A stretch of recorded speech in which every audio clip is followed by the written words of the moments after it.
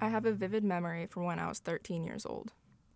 I am standing in a small, overheated studio at 9 p.m. on a Tuesday night. I've been here for upwards of 5 hours now, and my tights and leotard are so tight it hurts to take a deep breath. And yet, despite all of this, I am smiling because there's blood in my shoes. Ballet has a long history that dates back to the 15th century during the Italian Renaissance. It was funded by French royalty so that the art form would perform for the French court. 100 years later, it was popularized by King Louis XIV, whose love and interest for ballet moved the art from a hobby of those with meager talents to a serious profession with extensive training. During the mid-1600s, the first ballet academy was opened, and ballet moved from the courts to the stage. From there, it developed into the image most people today associate with professional ballet, where dancers are employed for ballet companies and perform on world stages for wealthy patrons to observe. Not long after this era, the infamous point shoe was developed and became part of common practice in ballet, which, despite its intentions to highlight the craft, causes brutal pain and injury for those who wear it. I was 5 years old the first time I took ballet. It was my first dance class, and while I don't remember all of it, I can remember the joy I felt during it. Playing games as a class, spinning around in our tutus to make tulle fly, and laughing while dancing at the bar that was the same height as us. As I got older, I got more fascinated and invested in the craft of ballet, and not just the fun of it. I became more dedicated, putting more effort into every class, and eventually when I was 11, I was moved up into a pre-point class, which is a class designed to strengthen and physically prepare ballet students to advance into point shoes. I became ecstatic at the idea of it and put in more work than ever before until I eventually got to try my first pair of point shoes. Progressing into this next step of my dance career, I had no idea what effect it would have on my relationship with dance. Because of my time in ballet and point, ballet is arguably my favorite style of dance today. It's also one of the biggest reasons I left.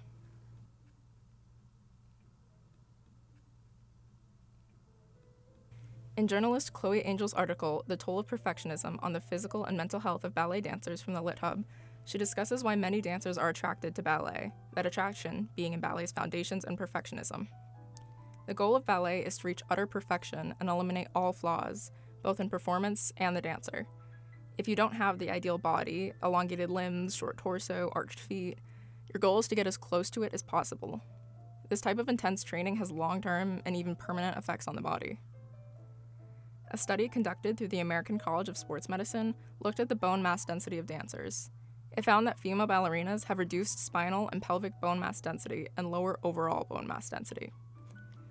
They were also likely to have lower fat and lean mass compared to the general population.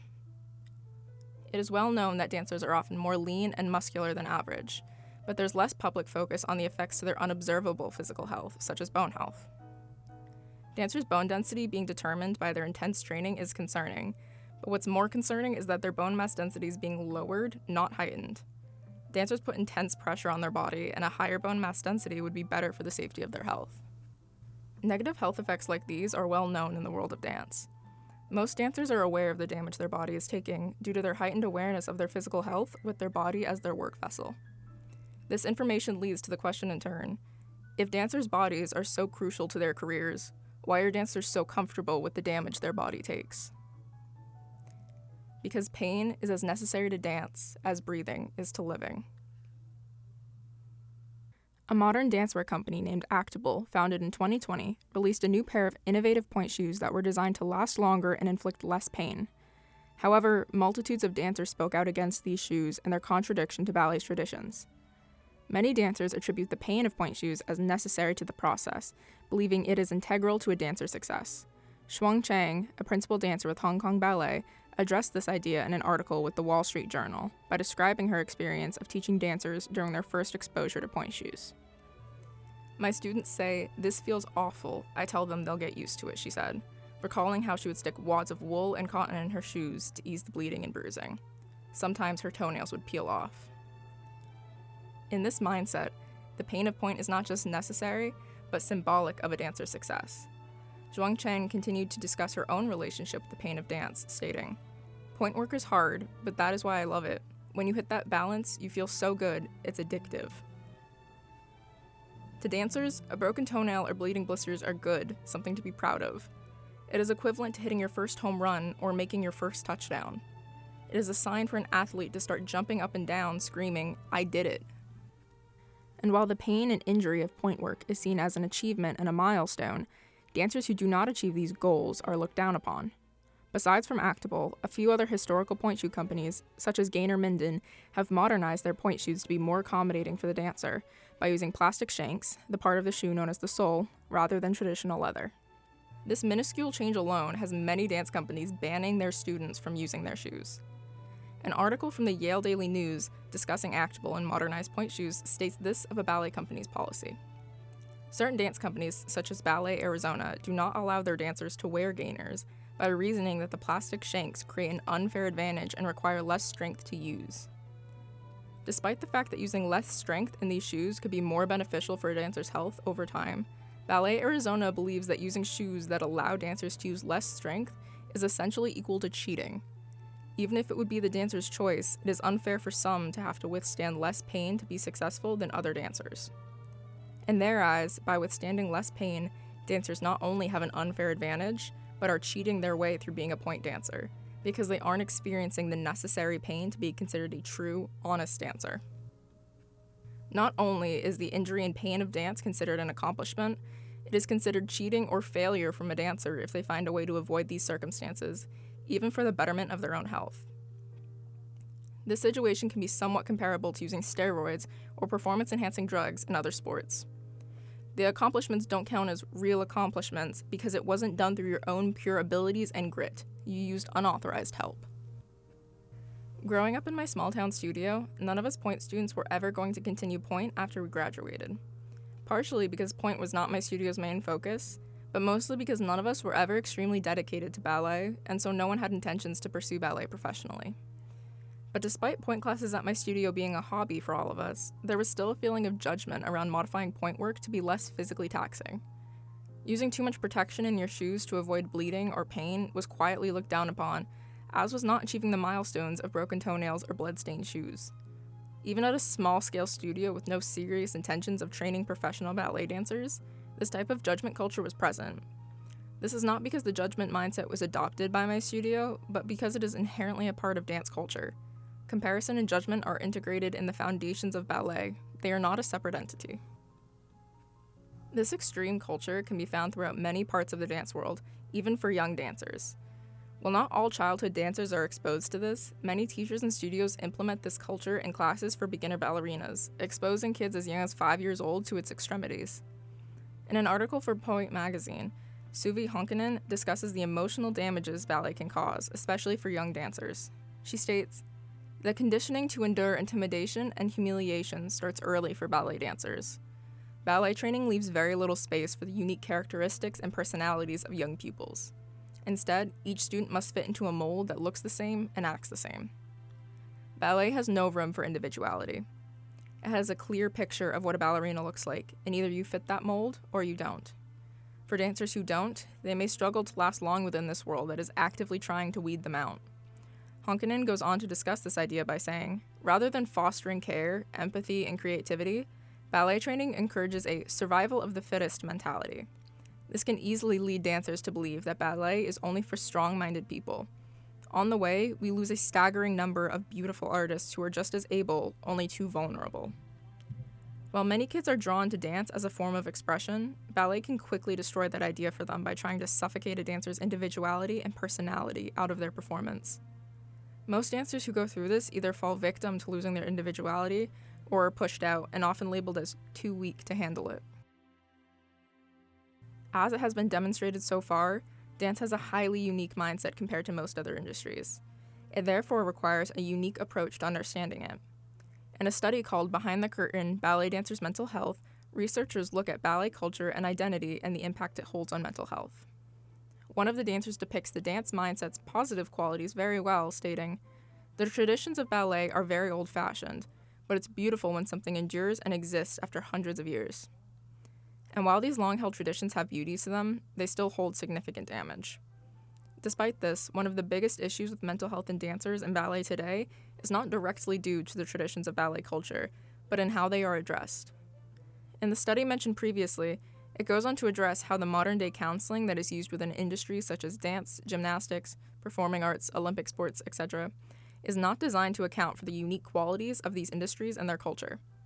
The overall issue remains that counselors may be less than effective without a clear understanding of this population's mental health needs.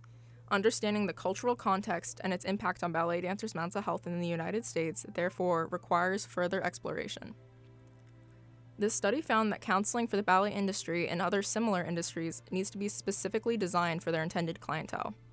This issue with using regular counseling for these type of athletes and performers is that it doesn't account for the commonly found needs of those struggling with mental health in these industries. Counselors who work with athletes or performers are required to abide by the American Counseling Association's Code of Ethics. The problem with this lies in the fact that the ACA's Code of Ethics does not address athletic-specific instruction. This then excludes the unique needs of those within these industries, many of which are due to the fact that performing athletes like these are put onto pedestals and idolized, which makes them extremely vulnerable to mental health concerns, such as anxiety, depression, perfectionism, and burnout. And while there is mental health intervention throughout many dance companies today, such as in-house counselors or therapists, there's no detailed intervention or counseling designed to address dancers specifically. As we've learned, the mindsets and thought processes of dancers and dance culture are extremely unique and therefore require a unique approach and understanding to address them correctly. I stopped dancing when I was 18 years old after I graduated high school, but I stopped enjoying dance many years before that. When the COVID-19 pandemic hit and everyone was moved into isolation, all of my dance classes were moved to weekly Zoom calls. I would do my dance classes outside on my deck, with my teachers and peers minimized to a screen in front of me. The classes became extremely laid back, mostly warming up and stretching extensively, rehearsing basic moves and skills, and occasionally learning short dance combinations, a difficult thing to do while learning from a small screen that reverses the direction of your movements. Taking class like this was a huge shift to what I had been experiencing previously, but the biggest difference was that it was low stakes. We were dancing for fun or distraction, not to seriously improve or dedicate ourselves to it. But when the stakes were removed, I could no longer track my improvement or progress in comparison to my peers. Without these circumstances, I was hit in the face with a realization. I didn't like dancing. I liked the feeling of accomplishment, a feeling like I had earned something or hit a milestone, but I didn't enjoy just dancing anymore. Without any proof that I was improving, I didn't feel like I had a reason to dance. I don't know when the switch happened, but I realized in that moment that I didn't like dancing anymore. My problem, however, was in the fact that I had done nothing but dance my whole life. Dance was the only hobby I had that lasted, mostly because giving your all to dance doesn't give you much time to dedicate to anything else. So while I didn't like dancing anymore, I didn't have anything else to fill that void, and so I stayed and continued dancing throughout high school. Once I had performed my last recital in May of 2024, I dropped the sport cold turkey. While I am recording this, it is almost a year later to the day I last performed, and I still haven't stepped foot in a dance class again. We've observed through this research that dance culture has an extremely unique and arguably harmful approach to its own art form. Not only can it irreparably damage its participants both physically and mentally, but its values also don't reflect the world in which we live today. While there is beauty in the idea that ballet's traditions have held for so long, the problem lies in the fact that its traditional mindset damages its dancers more than it does them any good, and is the reason many dancers chose to quit or leave the sport. They cannot withstand the damage they are expected to take, both mentally and physically. Or because at some point, the lack of improvement from their suffering takes away their belief in the mindset.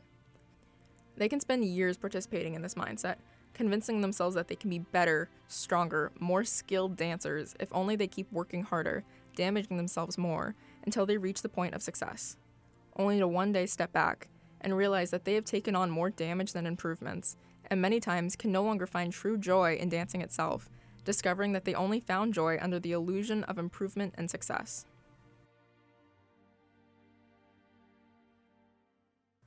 This was my experience with the cultural mindset of dance. I spent years dedicating all of my time and energy to dance, trying to perfect even the most minuscule tasks in order to feel as though I was being disciplined enough, that I was pushing myself hard enough, and that I was moving towards perfection. But this was almost always at the expense of my physical health or abilities, and my mental health and true joy and appreciation for dance. After you spend too long revolving your life and perspective on yourself around a hobby, job, or passion like this, you will eventually become burnt out. By the end of middle school, I no longer found joy in doing dance. I had never had the ideal dancer's body, and having factors like this that I couldn't change only made me angry and hostile with myself. I couldn't perform to the idealized height of my ability because of perceived problems I couldn't change about myself. Had I not been so involved in a mindset like this, I might have continued past high school, or just simply been able to enjoy dance for the art that it is. But this mindset burns out more dancers than it produces, and I am one of many victims to it. I do have hope for a future of change in this culture, however, as many present and former dancers are working towards making this conversation around dancers' mental health more common and well-known. Many people who have grown to become influential in the dance world are using their positions on idolized pedestals to bring this conversation to light. In turn, I believe that this surge of support for mental health in dance will help other dancers like me, who left because of its suffocating culture and mindset, to feel open and welcome back to the world of dance and its enjoyment and opportunities. Despite the damage it's caused, I believe that dance can still be a good force and presence in the lives of many people. It only needs to change its mindset to allow people to find the love, joy, and passion in dance once again.